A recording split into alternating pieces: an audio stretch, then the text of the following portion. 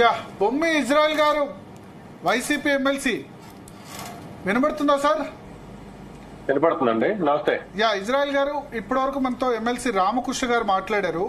ఒకటి నాకు తెలంగాణ ఆంధ్రప్రదేశ్ దేశవ్యాప్తకు సంబంధించి తెలంగాణ క్లియర్ గా ఉంది, బీజేపీ సీట్స్ పెరుగుతున్నాయి, దేశంలో మళ్ళీ మోడీ ప్రధాని అవుతాడని అన్ని ఎగ్జిట్ పోల్స్ చెప్తున్నాయి. ఆంధ్రప్రదేశ్ మాత్రం కన్ఫ్యూజింగ్ గా ఉంది, కొన్ని వైఎస్ఆర్సీపీ అంటున్నాయి, కొన్ని టీడీపీ అంటున్నాయి.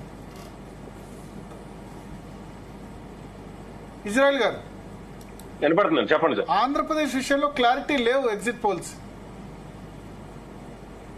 క్లారిటీ ఎక్కడ లేదు చెప్పండి.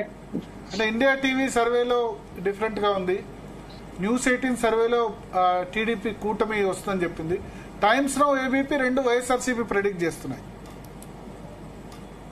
మీకు ఇప్పుడు దాకా ఇచ్చినటువంటి పోల్స్ లో 80% సర్వేలన్నీ కూడా వైసీపీ ఎగ్జిట్ చెప్తున్నాయి సార్. ఓకే, 80% ఎగ్జిట్ చెప్తున్నాయి. ఎందుకంటే 104 నుంచి వైసీపీ అంటున్నారు. ఓకే, 80% ఎగ్జిట్ పోల్స్ అన్ని కూడా వైసీపీ అంటున్నాయి. ఎక్కడ ఒక 4-5 సర్వేలు మాత్రం కూటమి కొద్దిగా చెప్తున్నాయి తప్ప కూటమి క్లీన్ స్వీప్ అంటున్నారు. ఇండియా టీవీ వాళ్ళు కూటమి క్లీన్ స్వీప్ అన్నారు, 19 నుంచి 23 అని చెప్పారు. న్యూస్ 18 కూడా కూటమి క్లీన్ స్వీప్ అని చెప్తోంది.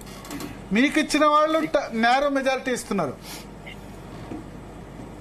లేదండి, మాకు కన్ఫర్మ్ గా చెప్పే సీట్లు 104 నుంచి 120 సీట్ల దాకా ప్రతి సర్వే కూడా మాకు కన్ఫర్మ్ గా చెప్తున్నారు. కన్ఫర్మ్ గా అంటే ఒక 95 నుంచి 120 సీట్ల దాకా కన్ఫర్మ్ గా చెప్తున్నాయి.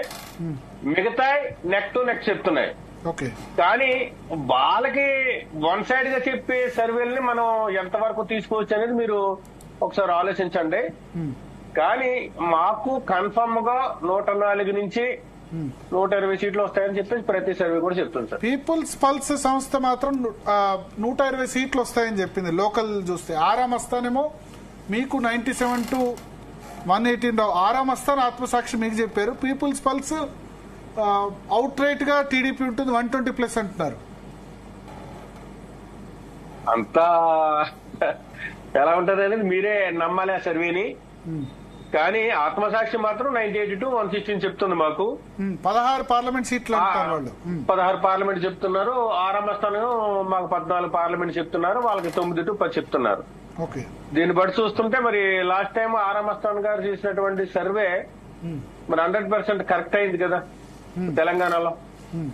మరి దాన్ని బట్టి ఖచ్చితంగా మేము మళ్ళీ ఫామ్ లోకి వస్తున్నాం. ఖచ్చితంగా జగన్మోహన్ రెడ్డి గారు సీఎం గా ప్రమాణ స్వీకారం చేయబోతున్నారని అపారమైనటువంటి నమ్మకం ఉంది. ఖచ్చితంగా ప్రమాణ స్వీకారం చేస్తారు. అంటే ఏ బేసిస్ మీద?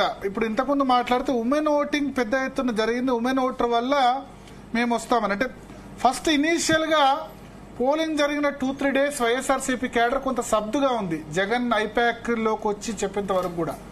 ఎందుకంటే హైదరాబాద్ నుంచి పెద్ద ఎత్తున వచ్చి ఓటేశారు, కూటమి ఫేవర్ లో జరిగింది అన్న ఒపీనియన్ ఫస్ట్ 2-3 days వచ్చింది.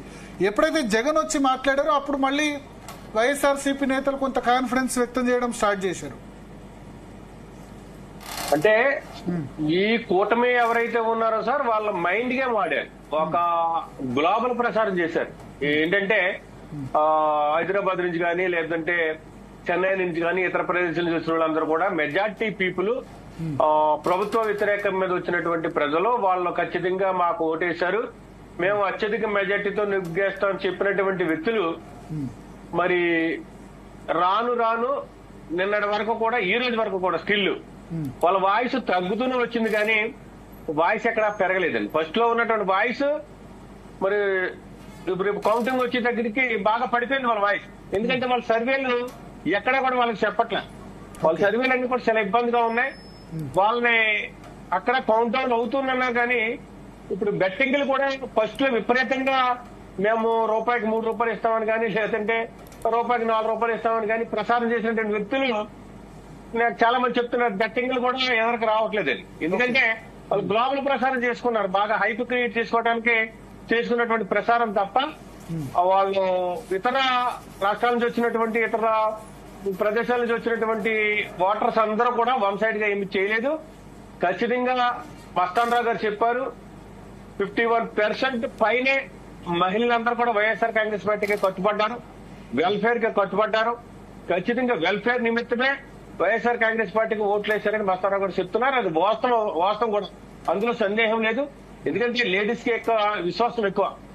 లేడీస్ తలుచుకుంటే జరగనిది ఏమీ లేదు. మీకు తెలుసు, ఒక దేశాలే ఒక అధికారంలో రావడానికి కానీ, లేదంటే ఒక దేశం కూలిపోవడానికి కానీ మహిళలు ఎక్కువ ప్రాధాన్యత ఉన్నటువంటి సందర్భం. అటువంటి సందర్భంలో 51% పైనే మహిళలందరూ కూడా మా పార్టీకి ఓట్లేశారు. అందులో ఏమాత్రం సందేహం లేదు.